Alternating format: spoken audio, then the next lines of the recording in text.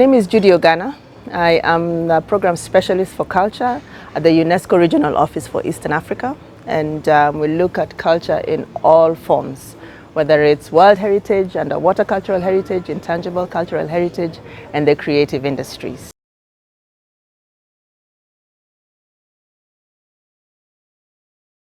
In any art form or in any creative expression, it's important for us to build capacities together.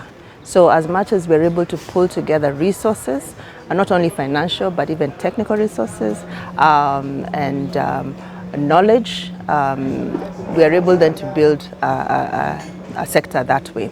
So what the AACC is doing is bringing together those resources across the continent. And you can imagine the richness of the continent in as far as audiovisual and cinema is concerned.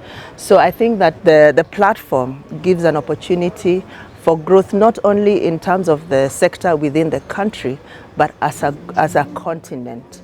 But inevitably, if you're going to grow the sector within the continent, then of course there's going to be growth in country. So for example, we've for a very long time looked at festivals in the other African countries like Burkina Faso as rich and really interesting and inspiring, and we can very much be inspired by those kind of platforms. Or when you look at Mali and when you look at West Africa, they're very strong in certain art forms and certain creative industries, so we can be able to impact each other. But apart from that, the audiovisual and cinema sector really gives credence to the different art forms as well. Whether it's the actors, whether it's the musicians, whether it's the filmmakers themselves, whether it's the photographers, there's all the other subsectors that are impacted by the audiovisual sector. So you can see that there's a ripple effect, not only from the continent, but internally, as well as the different subsectors that are going to be impacted. So you can see how that impact can be quite intense. Yeah.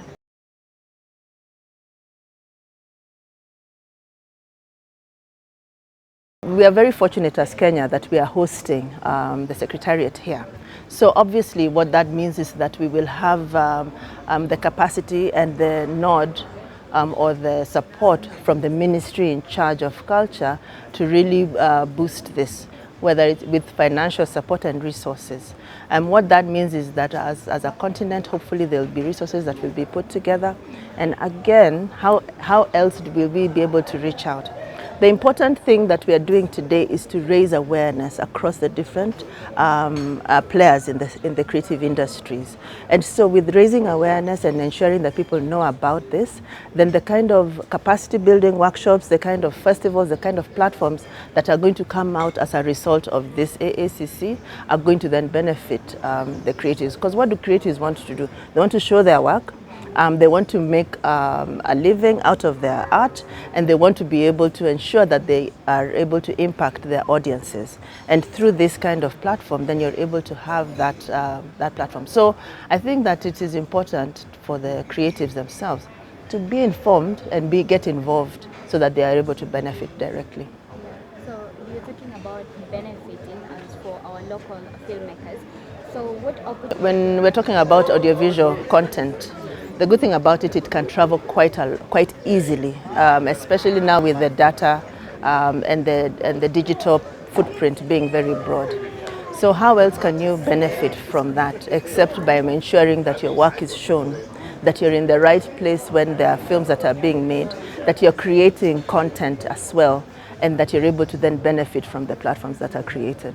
So I think it's what I think I want to sort of underline is that we as creatives, or the creatives in this sector, have to be proactive. They have to create, and they have to make sure that their content is accessible and visible. And so whatever platforms exist through this initiative, their work is not only visible, but it is good, so that it's be able to benefit from other international platforms. You see, if there's a film that is strong and it is seen, then it's obviously going to be picked up by many other platforms.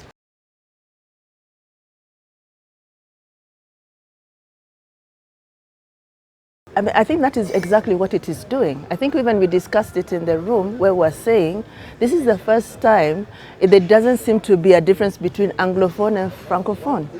So this AACC is actually bringing that collaboration very strongly together, and there seems to be an appreciation for both Anglophone and Francophone, as well as, of course, Lusophone countries. So I think that it's in a very strong position to accentuate that collaboration across the countries, but also across languages.